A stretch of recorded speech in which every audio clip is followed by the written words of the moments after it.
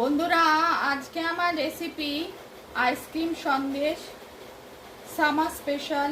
প্রথমে ছানাটা ভিনিগার দিয়ে কাটিয়ে নিলাম, তারপর সেই ছানাটায় ভালো করে ধুয়ে নিলাম।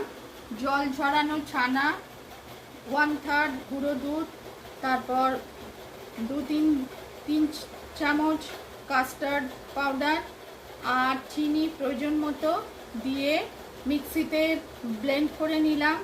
তারপর বাটার পেপার দিয়ে টিফিন কৌটোতে মিশ্রণটা ভরে 20 থেকে 25 মিনিট প্রিহিটেড ওভেনে বেক করলাম। তারপর সেটা ঠান্ডা করে কেটে আপনাদের সামনে প্রেজেন্ট করছি। রেসিপি পছন্দ হলে লাইক করবেন, চ্যানেলটিকে সাবস্ক্রাইব করার অনুরোধ রইল। Summer special ice cream Sandesh.